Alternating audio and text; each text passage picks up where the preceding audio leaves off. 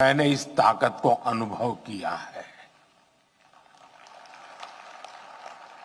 गुजरात में अमूल की सफलता की गाथा आज पूरी दुनिया जानती है।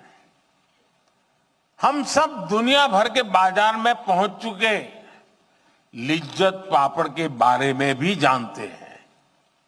इन सभी आंदोलनों को मुख्य रूप से देश की महिलाओं ने ही लीड किया है।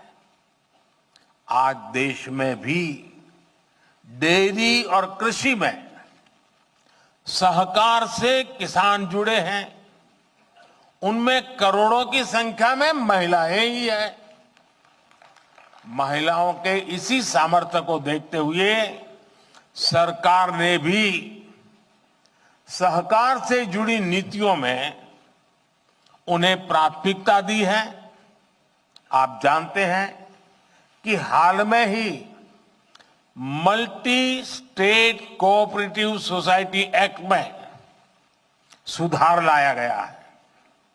इसके तहत मल्टी स्टेट कोऑपरेटिव सोसाइटी के बोर्ड में महिला डायरेक्टर्स होना अनिवार्य कर दिया गया है।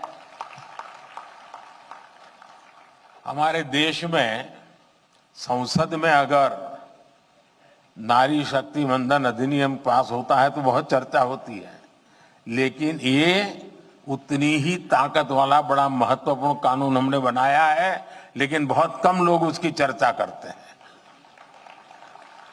साथियों, सहकारिता किसान की व्यक्तिगत समस्याओं का कैसे सामूहिक शक्ति से समाधान करती है, भंडारण भी इसका एक बड़ा उदाहरण है।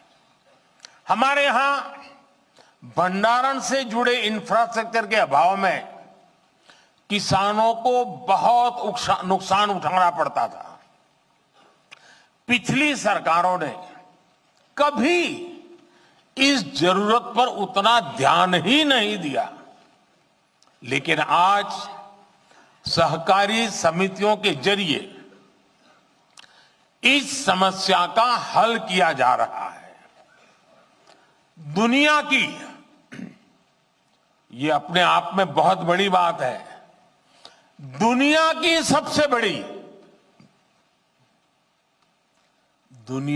सबसे बड़ी भंडारण योजना के तहत अगले 5 वर्ष में 700 लाख मैट्रिक टन भंडारण की क्षमता तैयार की जाएगी।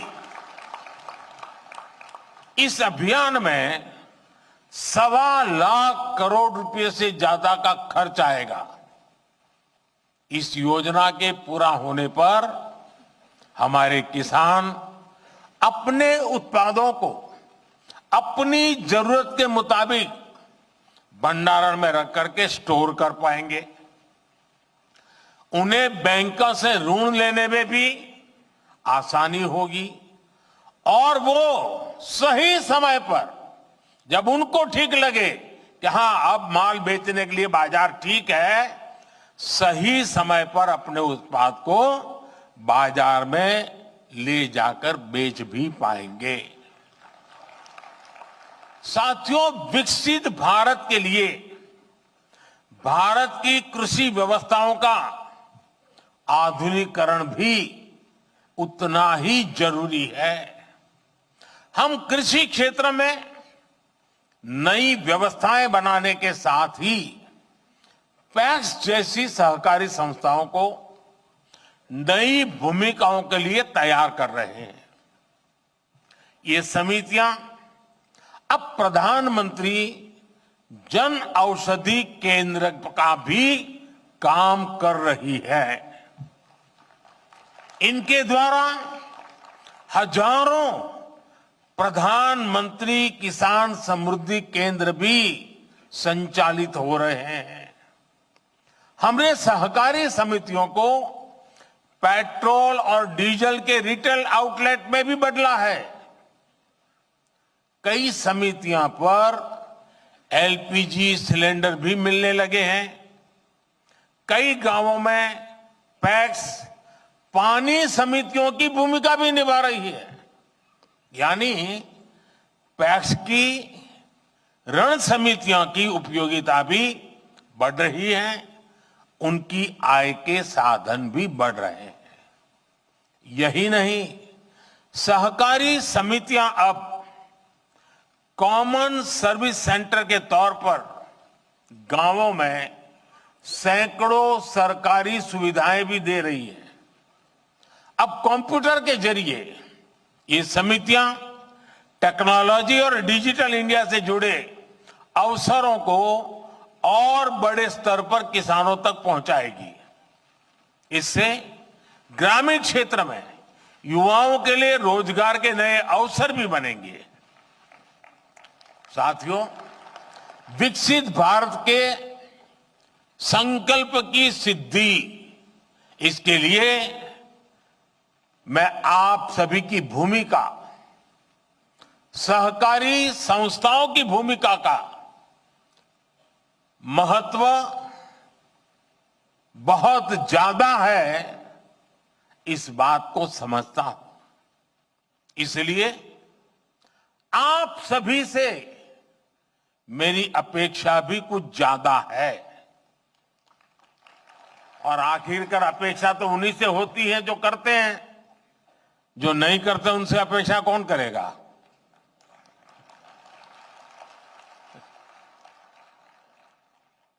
आत्मनिर्भर भारत के निर्माण में आप जितना ज्यादा और जितना ज्यादा सक्रिय योगदान बढ़ाएंगे, हम अपने लक्ष्यों को जल्दी प्राप्त कर पाएंगे।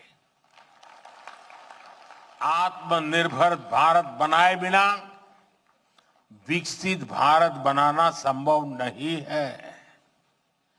आपके सामर्थ्य, आपकी संगठन क्षमता को देखते हुए मेरे मन में बहुत सारे सुझाव आते रहते हैं। सारे तो अभी एक साथ नहीं बताऊंगा आपको।